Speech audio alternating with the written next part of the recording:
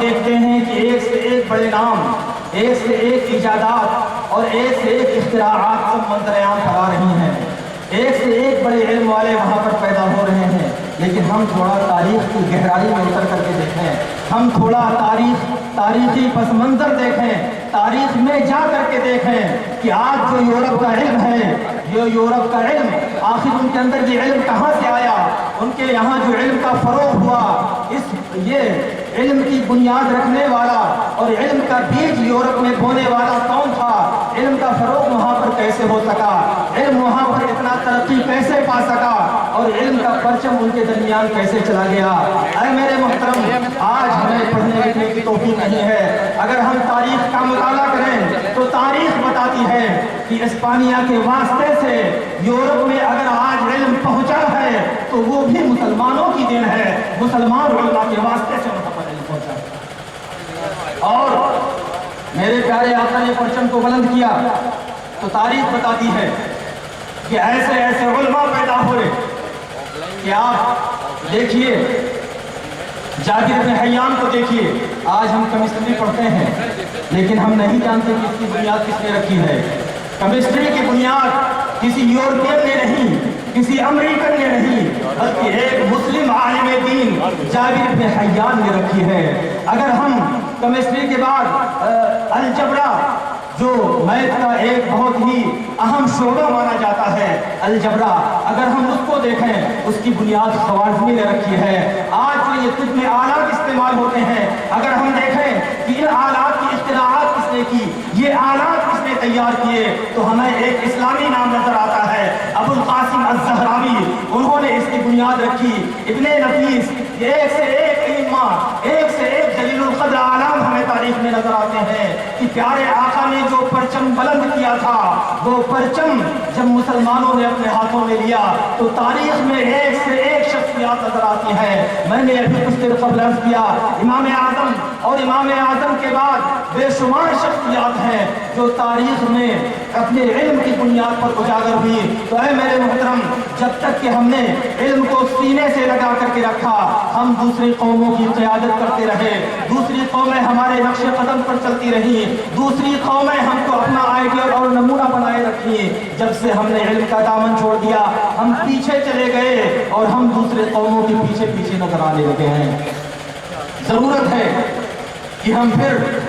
پیارے آقا کے بلند کیے ہوئے پرچم کو بلند کریں اور ایک مرتبہ پھر ہم اپنے آپ کو علم و عمل سے مزین کریں۔ اور آخر میں عرض کرنا چاہوں گا کہ اے میرے محترم، جلسے سنتے سنتے تو ہماری نسلیں گزر گئیں، جلسے سنتے سنتے سال ہر سال گزر گئے، صدیاں گزر گئیں، آخر وہ وقت کب آئے گا جب ہمیں عمل کرنے کی توفیق ہوگی؟ عمل کرنے کا وقت آخر کب آئے گا؟ سننے اور سنانے کا وقت مسلسل چل رہا ہے، سال ہر سال سے چل رہا ہے، صدیاں گزر گئی سنتے سنتے، لیکن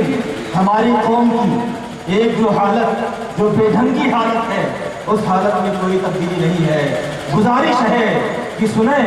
اور سن کر اس پر عمل کرنے کی کوشش کریں۔ پروردگار عالم ہم سب کو صراط مستقیم پر عمل کرنے کی توفیق عطا فرمائے، اپنے پیارے حبیب کی محبت میں زندہ رکھے، اسی پر خاتمہ فرمائے۔ وما علینا الا البلاغ، استغفر اللہ ربی من کل ذنب واتوب الیہ۔ السلام علیکم ورحمۃ اللہ تعالی۔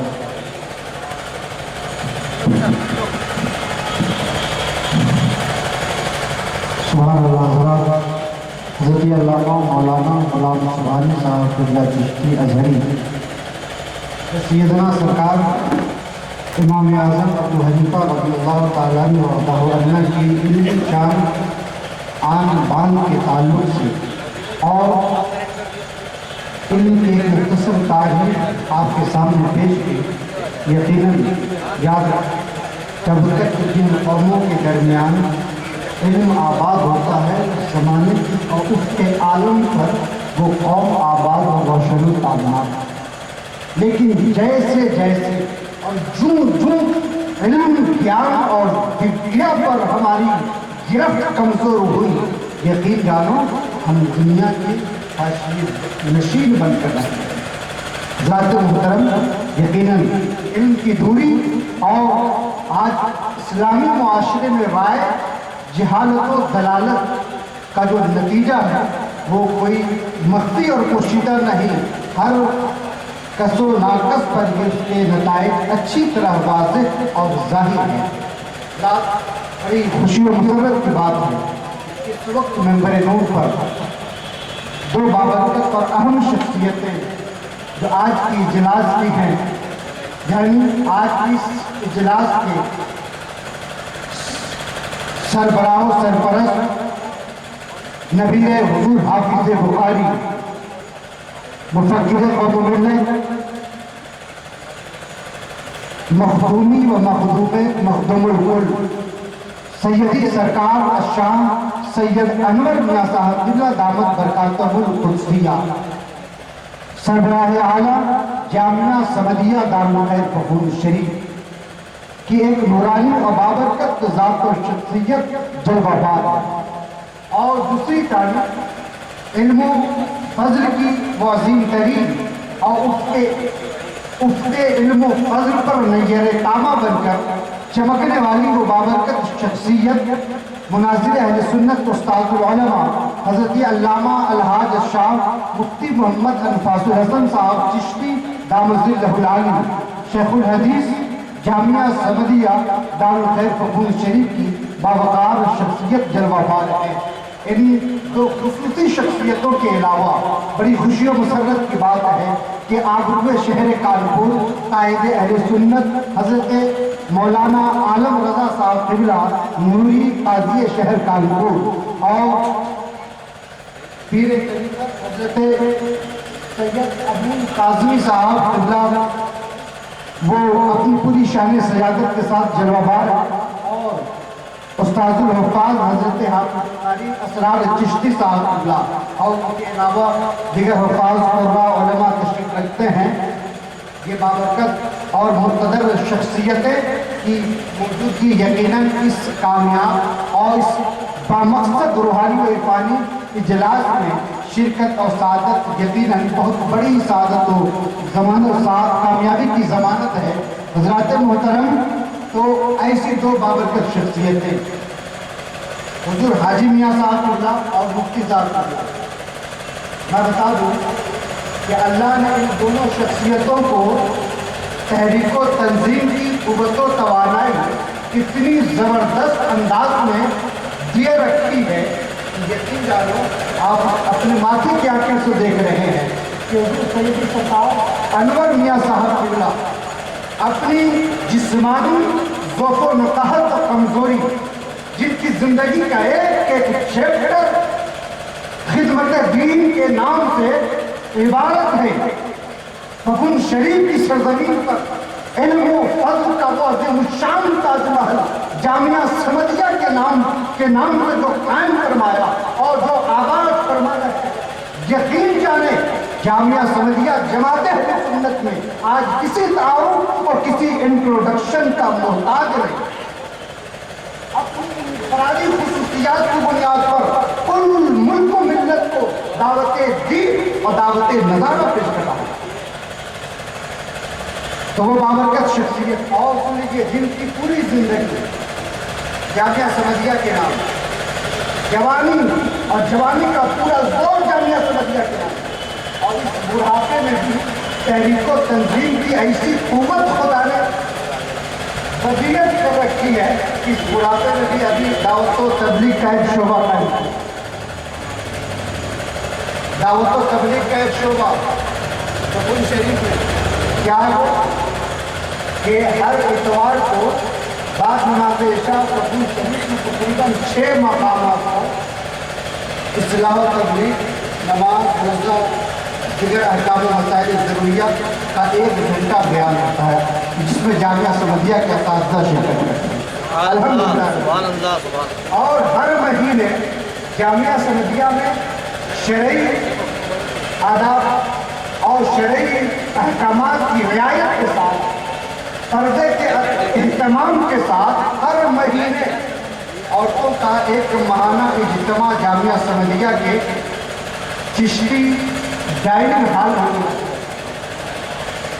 جس میں بڑے پورے جوش و خروش کے ساتھ ہزاروں کی تعداد میں پخون شریف اور قرب و جوار کی माँ और बहन इस्लामी ख़वातीन शरीक होती हैं। अभी हुज़ूर मुफ्ती साहब फरमा रहे थे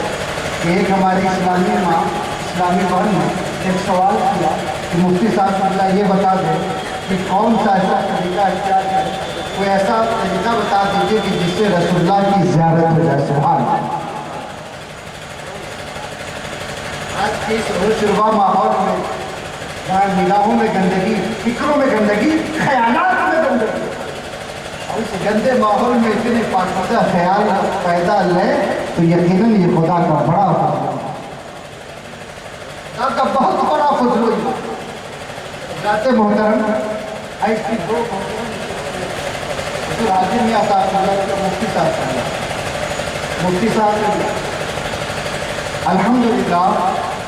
जिनकी ज़िंदगी का एक लम्हा भी ज़ाया नहीं और उनका बस चले तो 24 घंटे को 48 घंटा करके और दीन और सुन्नत की तबलीग और इशाअत में सर कर। यकीन मानिए जिनकी ज़िंदगी का एक एक लम्हा दीन और सुन्नत की इशाअत के लिए, अल्लाह के रसूल सल्लल्लाहु अलैहि वसल्लम के अहकाम की तबलीग के लिए जिनकी ज़िंदगी का एक एक लम्हा गुजरता है, जिनकी सुबह रसूलुल्लाह के नाम, जिनकी दोपहर रसूलुल्लाह के नाम, जिनकी शाम रसूलुल्लाह के नाम, जिनकी ज़िंदगी का एक एक लम्हा अल्लाह के महबूब के नाम। जाते मोहतरम यकीनन ऐसी दो मोहतरम शख्सियतें मैं पूरी जिम्मेदारी के साथ कह सकता हूँ कि ऐसे बेनर और मुखलिस बंदे अल्लाह की ज़मीन पर खुदा की बहुत बड़ी नेमत। इंशाअल्लाह उनका एक पानी बयान खिताब आप समाप्त करेंगे। सरकार के इमाम आज़म खलीफा जिनकी बारगाह इल्म में उनकी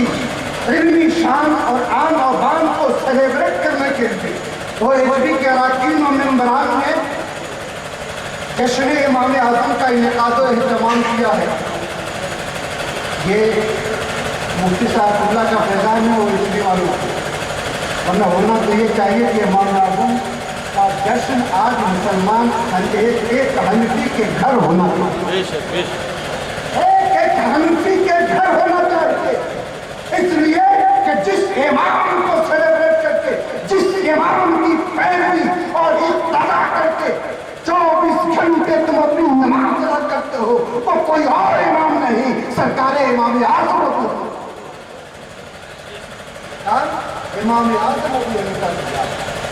जिनका तक़वा, जिनकी तहारत का आलम है। एक दफ़ा कुफे में खबर मिली कि एक किसी की बकरी चोरी हो गई, किसी की बकरी चोरी हो गई। कौन सी खुशूसी तवज्जो चाहो, खबर मिली कि बकरी चोरी हो गई तो आपने फौरन इल्म किया, मालूम किया कि बकरी की उम्र कितनी होती है। उसमें इमाम आज़म के इल्म के फैज़ान के सदके आज आप सब जान लो कि बकरी की ज़्यादा से ज़्यादा उम्र कितनी होती है। बकरे और बकरी की 7 साल। 7 साल मैं कह सकता हूँ ये इमाम आज़म के इल्म का फैज़ान है कि हमको ये इल्म मिला कि बकरी और बकरे की उम्र कितनी होती है, ज़्यादा से ज़्यादा 7 साल। इमाम आज़म ने मालूम किया, जब पता चला कि किसी की बकरी चोरी हो गई तो आपने मालूम किया कि उसकी उम्र कितनी होती है, तो बताया 7 साल। अब सुने इमाम आज़म को खुदा ने कैसा मुत्तकी और परहेज़गार बनाया था। इमाम आज़म जब तक कूफे में रहे पूरे 7 साल तक आपने बकरी का गोश्त नहीं खाया। आपने बकरी का गोश्त नहीं खाया, क्यों? समझ में बात आई कि नहीं है? आ गए? अगर ना आई हो तो दोनों हाथों को बुलंद करके बताएं कि आ गए। आपको यानी इमाम आज़म शुबहे से बचे कि मबादा ऐसा न हो कि लाशूरी तौर पर मेरे नवाले में उस बकरी का गोश्त आ जाए जो बकरी चोर कैसा तक़वा था, कैसी परहेज़गारी थी, कैसी खौफ व खशियत रब्बानी की सरकार इमाम आज़म। अल्लाह ने उनको बड़ा इल्म, उनको बड़े इल्म फज़ल से नवाजा था। अभी उन पर एक तहकीक थी और तफसीली और खुसूसी खिताब आप मुझे मुफ्ती साहब पूरा कारिया करता हूँ। और अब आइए मंजूर खिराज दावत कलाम पेश करता हूँ। हजरत मौलाना मुफ्ती आफ्ताब आलम साहब तशरीफ लाए। मंजूर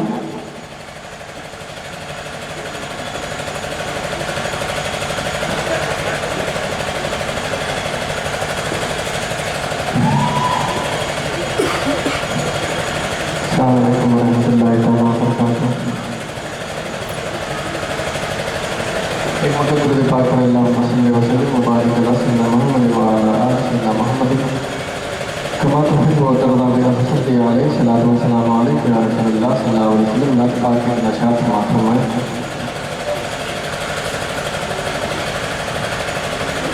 अपनी निस्बत से मैं कुछ नहीं हूँ,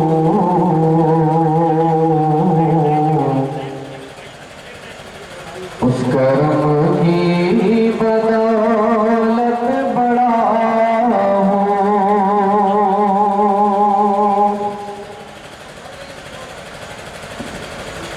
अपनी निस्बत से मैं कुछ नहीं हूँ, उस करम की बदौलत बड़ा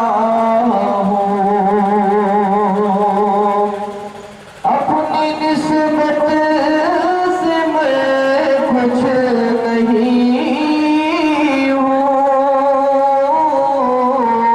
उस करम की बदौलत बड़ा हूँ। उस करम की बदौलत बड़ा हूँ। उनके टुकड़ों से एजाज पाकर ताजदारों की सफ में खड़ा टुकड़ों से एजाज पाकर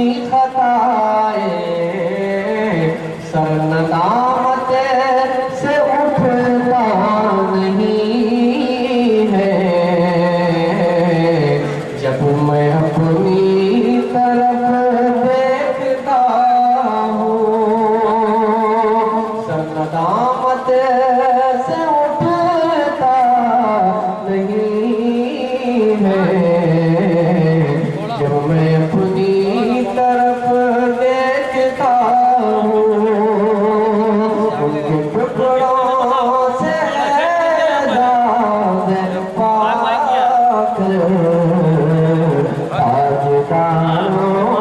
سب میں کھڑا ہوں دودھ پاک کے اللہ صلی اللہ علیہ وسلم مبارک رسول محمد صلی اللہ علیہ وسلم صلاۃ و سلام علیہ یا رسول اللہ صلی اللہ علیہ وسلم امام الائمہ سراج الامہ امام اعظم علیہ رحمۃ اللہ مرحمت کے ارشاد فرماتے ہیں ہمارے آقا ہمارے مولا امام اعظم ابو حنیفہ ہمارے آقا ہمارے مولا امام اعظم ابو حنیفہ ہمارے آقا ہمارے آقا ہمارے مولا امام اعظم ابو حنیفہ ہمارے آقا ہمارے مولا امام اعظم ابو حنیفہ ہمارے ماوا ہمارے ملجا امام اعظم ابو حنیفہ ہمارے ماوا ہمارے ملجا امام اعظم ابو حنیفہ زمانے بھر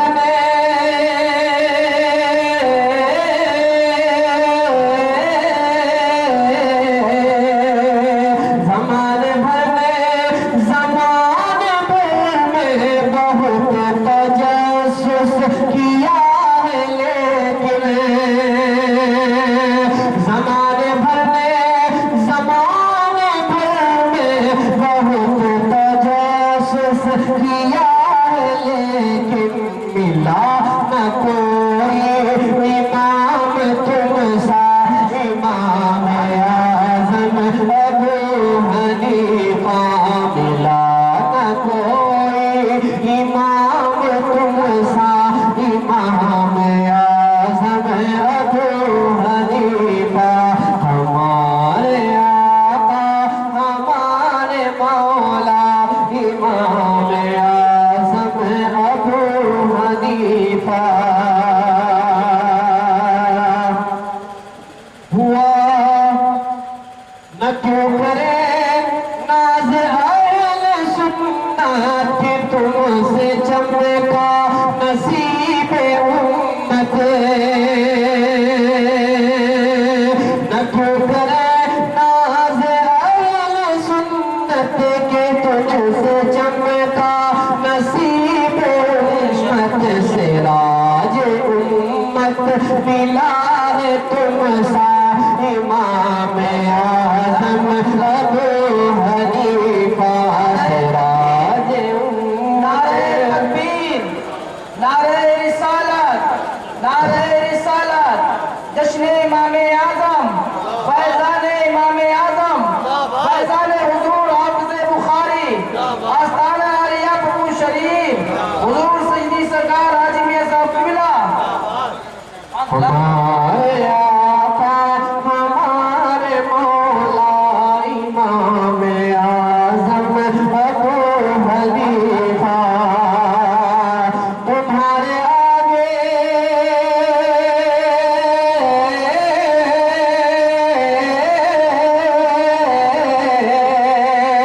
تمہارے آگے تمام عالم نہ کیوں کرے زانوے ادب خبر تمہارے آگے تمام عالم نہ کیوں کرے زانوے ادب خبر کی پیشوایا میں دین مانا امام اعظم ابو حنیفہ کی پیشوایا میں دین مانا امام اعظم ابو حنیفہ اور ہوا علم سے ثابت کہ